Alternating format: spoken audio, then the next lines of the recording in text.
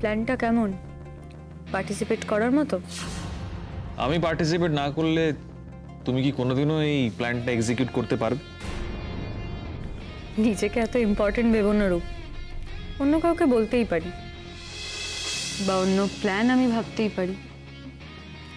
তোমাকে বলছি কারণ মেঘ তোমার সঙ্গে যা যা করেছে সেটা তুমি ভুলোনি, এটা আমার ধারণা। তোমার বাড়িতে ঢুকে তোমার বউকে নিয়ে চলে গেছে, তারপর তোমাকে কোর্ট, পুলিশ স্টেশন, জেল সব ঘাটের জল খাইয়েছে, তোমাকেও আর তোমার মাকেও। কথাগুলো আমাকে রিমাইন্ড করাচ্ছ না বলে উস্কাতে চাইছো? তোমাকে দেখে তো মনে হচ্ছে তুমি সবই ভুলে গেছো রূপ। মনে হচ্ছে এক্ষুনি তোমার সামনে মেঘ আসলে ওকে একদম সাষ্টাঙ্গে প্রণাম করবে। ওকে তুমি একবার ভয় দেখিয়ে নিজেই এত ভয় পেয়ে গেলে? হোয়াট?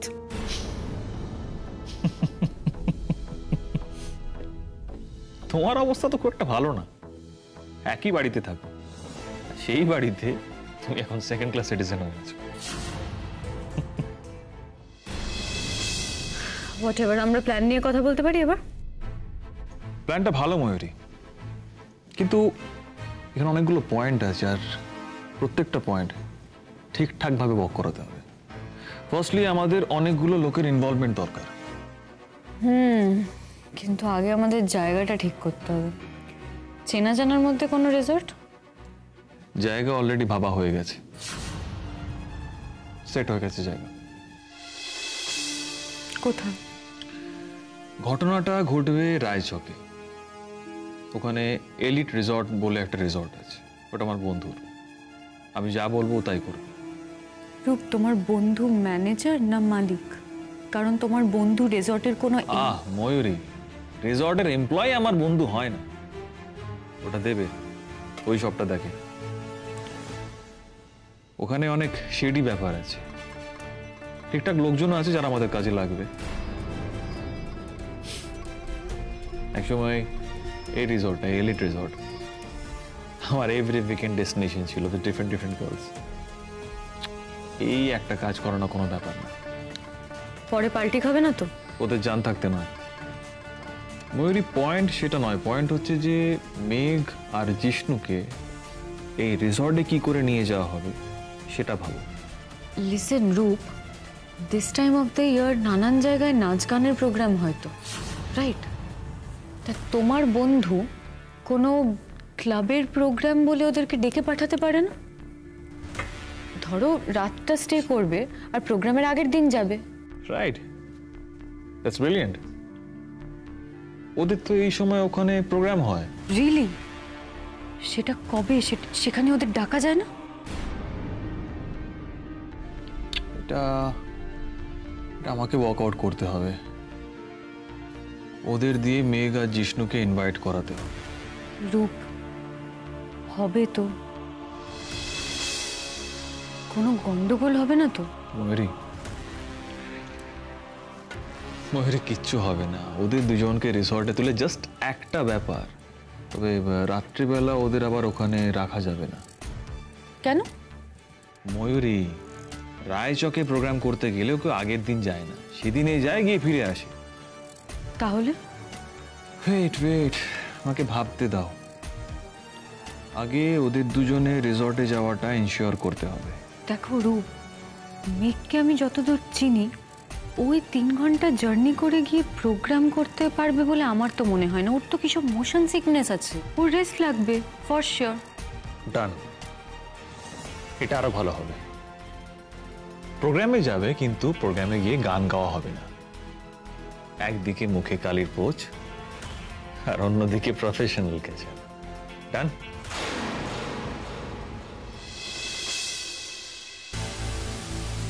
আমি ঠিক বুঝলাম না। পরে বলছি। আচ্ছা, আগে বলো যে মেঘ তো এখন একা একা প্রোগ্রামে যায়, তো ওর বাপিকে ওখানে কি করে পাঠাবো? রূপ, তুমি প্রোগ্রামের দিকটা দেখো, এই সাইডটা আমি সামলে নেব। ওকে। নীল ওখানে যাবে কেন? শোনো, নীল মেঘকে সাংঘাতিক ভালোবাসলেও ওর প্রত্যেকটা দুর্বলতা সবকিছুকে ওভারশ্যাডো করে। ওর ওই সন্দেহবাতিক বিহেভিয়ার, ওভার পজেসিভ হওয়া, আমাকে ওখানেই ধোঁয়া দিতে হবে। You don't worry Rupankar Sanyal, এই দিকটা আমি সামলে নেব। তুমি ওদেরকে বিশ্বাসযোগ্যভাবে কিভাবে ইনভাইট করবে তুমি সেটা ভাবো।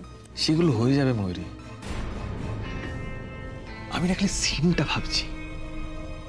নেশাগ্রস্ত মেঘ, শাড়ি জামা সব এদিক ওদিক হয়ে আছে, নীলের চোখের সামনে জিষ্ণুর গলা জড়িয়ে, আর ওদিকে তোমার বাবা দর্শক গ্যালারিতে, সমস্ত সাংবাদিকরা, ফ্ল্যাশ হচ্ছে, ফটো ক্লিক হচ্ছে। Super scene. আরেকটা জিনিস মিস করছো তুমি রূপ। কি? জিষ্ণু মেঘকে ওই অবস্থায় পেয়ে ব্রহ্মচারী হয়ে বসে থাকবে তোমার মনে হয়? That's the point. I am pretty sure Jishnu মেঘের ওই অবস্থায় সুযোগ নেবে, আর তারপর সেখানে ভাবি, নীল সবাই পৌঁছে যাবে, সবাই ওটা দেখবে। রূপ, আমাদেরকে বেশি কিছু করতে হবে বলে আমার মনে হয় না। একটা জিনিস বলো তো, মেঘ নিজেকে এক্সপ্লেন করবে কি করে? কারণ ওই অবস্থায় ও তো জিষ্ণুর ক্লোজনেসটাকেই এনজয় করবে। তখন হয়তো ও জিষ্ণুকেই নীল ভেবে, এনিওয়ে তারপর ভাবি মেঘের দিক থেকে মুখ ফিরিয়ে নেবে। নীল নিজে যেচে ডিভোর্সের ডেট চাইবে মেঘের থেকে। তখন রূপ, তখন তোমার আমার অপমানের বদলা নেওয়া কমপ্লিট হবে, বুঝলে?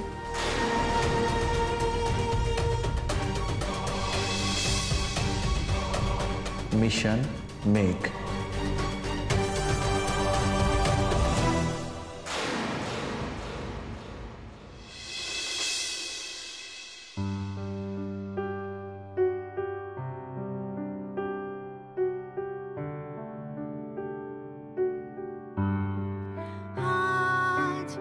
জ্যোৎস্না রাতে সবাই গেছে বনে, আজ জ্যোৎস্না রাতে সবাই গেছে বনে, আজ বসন্তের এই মাতাল সমীরণে, আজ জ্যোৎস্না রাতে সবাই গেছে বনে, আজ জ্যোৎস্না রাতে সবাই গেছে বনে, আজ যাব না,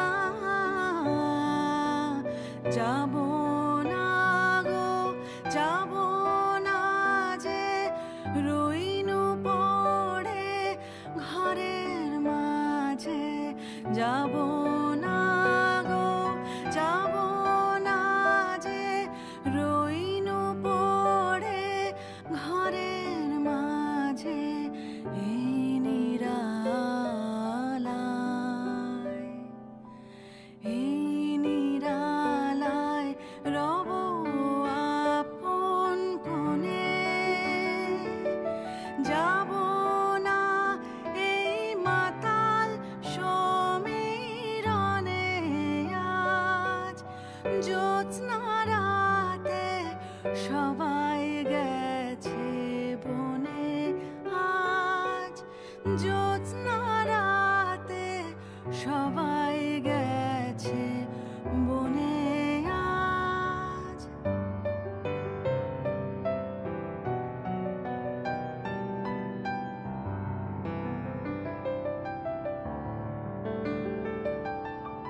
আমারে যে জাগতে হবে কি জানি সে আসবে কবে, আমারে যে জাগতে হবে কি জানি সে আসবে কবে, যদি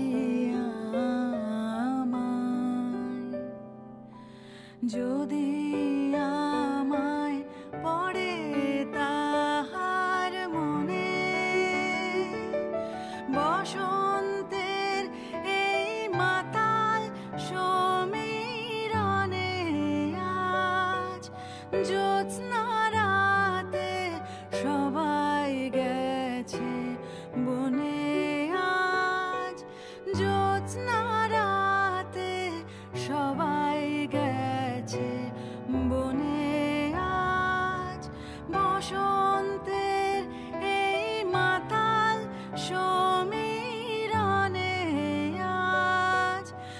জ্যোৎস্না রাতে সবাই গেছে বনে আজ, জ্যোৎস্না রাতে সবাই গেছে বনে আজ।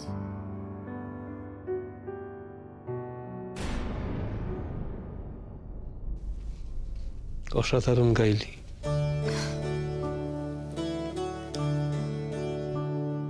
তোকে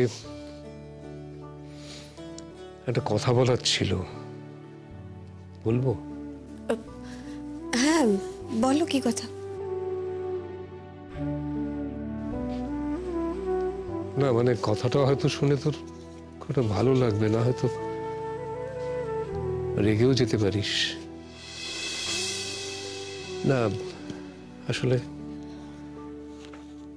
তোর হয়ে আমি একটা কথা দিয়ে ফেলেছি একজনকে। কি করেছো বলো তো বাপি তুমি? কাকে কি কথা দিয়েছো? না মানে তোর যদি মনে হয় যে তুই কথা রাখতে পারছিস না, তুই রাখবি না, মানে তার জন্য আমার কিছু মনে হবে না, আমি দুঃখ পাবো না, খারাপ লাগবে না। একটু স্পষ্ট করে বলবে ব্যাপারটা কি প্লিজ? নীল এসেছে তোর সঙ্গে দেখা করতে।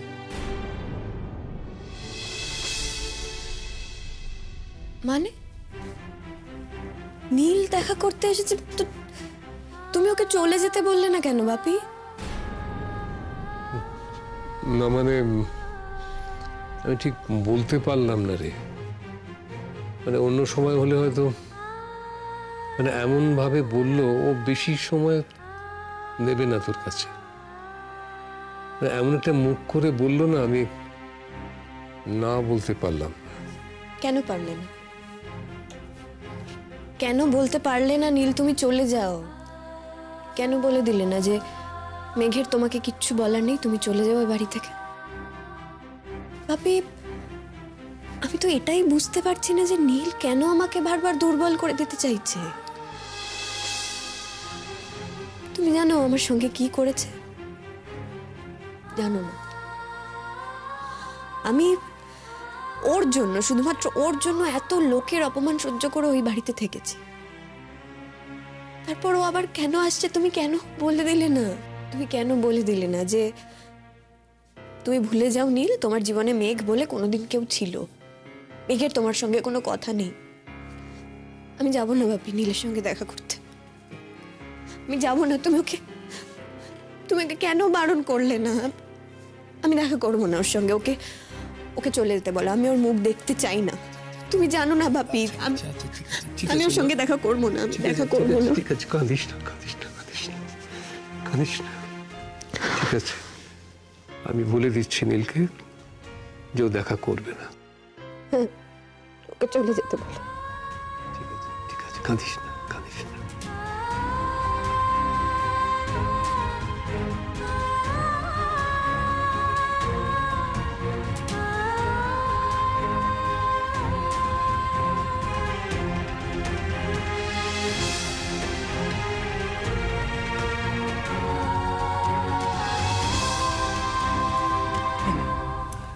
আপনি আবার চা আনতে গেলেন কেন? এটার কোনো দরকার ছিল না। শুধু তো চাই দিয়েছি, আর তো কিছু দিইনি। তুমি একটু বসো, আমি ওপর থেকে আসছি। ওয়াও, নীল তুমি চাটা খেয়ে নাও, ঠান্ডা হয়ে যাচ্ছে তো। What a pleasant surprise. হ্যাঁ মা, সৌরনীল গাঙ্গুলি আমাদের বাড়িতে এভাবে বসে? ময়ূরী যাও, তুমি নিজের ঘরে যাও। মা, নীল কি মেঘের সঙ্গে দেখা করতে এসেছে? কি নীল তাই? ময়ূরী সেটা যে জন্য এসে থাকুক না কেন, সেটা তো ওর ব্যাপার। তুমি যাও, ঘরে যাও, ফ্রেশ হও, আমি চা নিয়ে আসছি, যাও। আমি বুঝতে পারছি মা, তুমি আমাকে এখান থেকে সরিয়ে দেওয়ার চেষ্টা করছো, তাই তো? Don't worry. নীল, তোমাকে দেখে কিন্তু আমার খুব হাসি পাচ্ছে, সত্যি আমার ভীষণ হাসি পাচ্ছে। তুমি আবার চলে এসেছো এই বাড়িতে মেঘের পায়ে পায়ে ঘুরতে। তোমার কি মনে হয় ও তোমাকে একবার বাঁচিয়েছে থালায় গিয়ে, তার মানে ও আবার তোমার প্রেমে পড়ছে?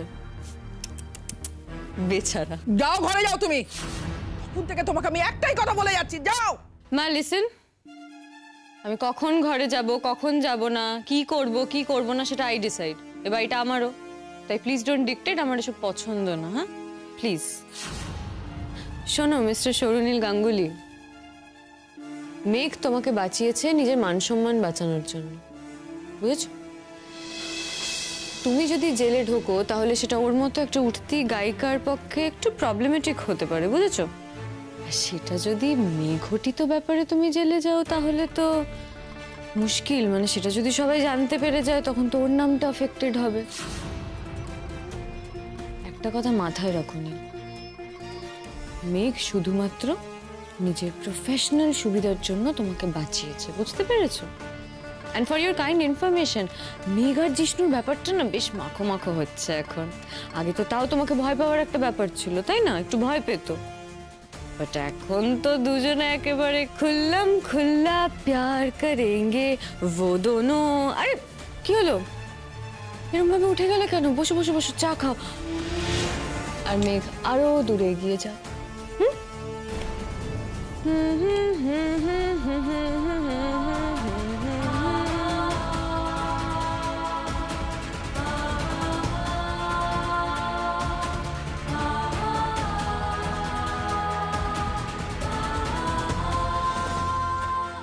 প্লিজ বাবা, তুমি কিছু মনে করো না, বসো, চাটা খাও, বসো।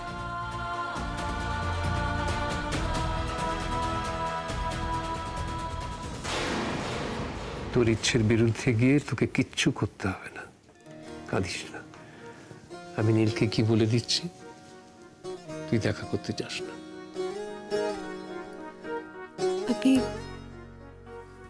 তোমার খারাপ লাগছে না? না, খারাপ লাগবে কেন? না, এই যে তুমি নীলকে কথা দিয়ে আসলে আমি ওর সঙ্গে দেখা করতে যাব, তুমি ওকে হ্যাঁ বলে আসলে, তারপর আমি বলে দিলাম যে না আমি যাব না দেখা করতে, তোমার কথাও রাখলাম না, তুমিও তোমার কথা নীলের সামনে রাখতে পারলে না। দেখ, আমি তোর না বলার কারণটা বুঝেছি, তুই আমার হ্যাঁ বলার কারণটা বুঝেছিস। আমি মাঝে মাঝে সেটাই ভাবি, তুমি যদি আমাকে এতটা না বুঝতে আমার কি হতো বলো তো ভাবি? হ্যাঁ রে, সেটা তো আমিও ভাবি। তুই যদি আমার মেয়ে না হতিস তাহলে কি হতো বলতো? দাঁড়া, নীলকে কি বলে আসি, বলে আসি। আর আজকে কিন্তু গান বাজনার আসর বসবে, ঠিক? ঠিক আছে, কিন্তু আজ তুমি শোনাবে আর আমি শুনবো। বেশ, তাই হবে। নীল, নীল কেন আমার ইচ্ছে করছে তোমার সামনে যেতে? কেন আমার ইচ্ছে করছে তুমি কি বলতে এসেছো তা শুনতে?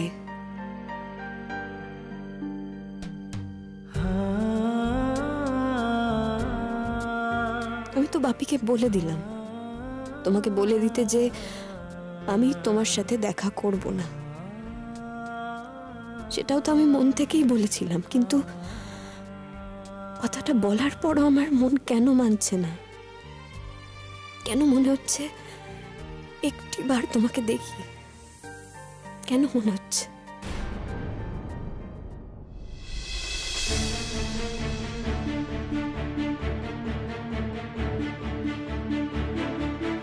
হ্যাঁ গো, মেয়ে গেল না, তুমি ওকে বোঝাতে পারলে না?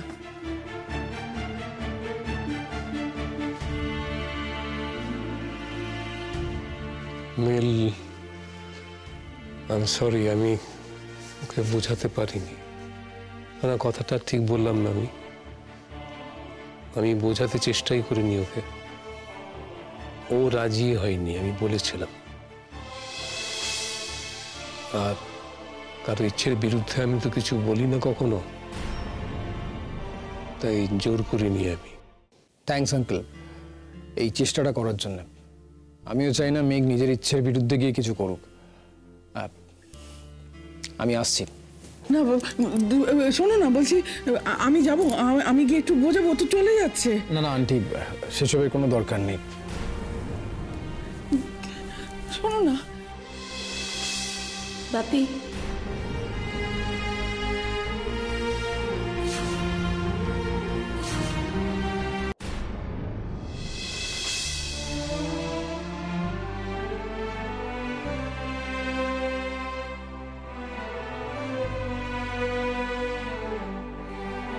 বসো নীল।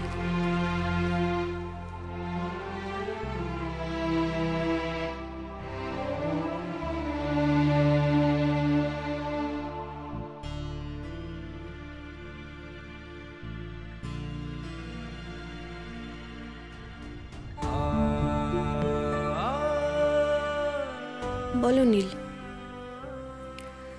কি এমন দরকার ছিল যে তোমাকে একেবারে এখানে চলে আসতে হলো?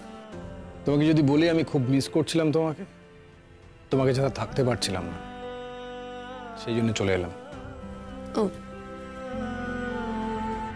তা তুমি তোমার স্ত্রীকে মিস করছিলে, যার সঙ্গে তোমার ডিভোর্সের মামলা চলছে, তার সঙ্গে দেখা করতে ইচ্ছে করলো আর তার বাড়িতে চলেও এলে।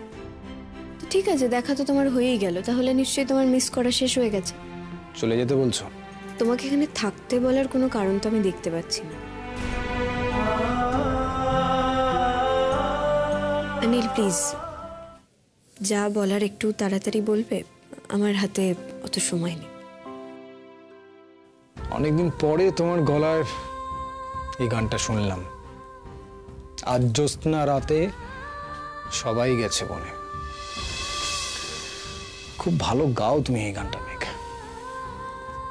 Thank you. থ্যাংক ইউটা আমি দেবো মেঘ। এই যে তুমি আমাকে ডাকলে, তুমি আমাকে তোমার ঘরে বসতে বললে, এটার জন্য থ্যাঙ্কস। আমি ভেবেছিলাম তোমার কোনো ইম্পর্ট্যান্ট কথা আছে আমার সঙ্গে, তাই অন্য কোনো কারণে আমি তোমাকে ডাকিনি। মেঘ, কাল থেকে তোমার আর ইউনিভার্সিটি যাওয়ার নেই, তাই না? তুমি আর কোনোদিন ইউনিভার্সিটিতে যাবে না, ক্লাসও করবে না। একটা অধ্যায় কত তাড়াতাড়ি শেষ হয়ে গেল।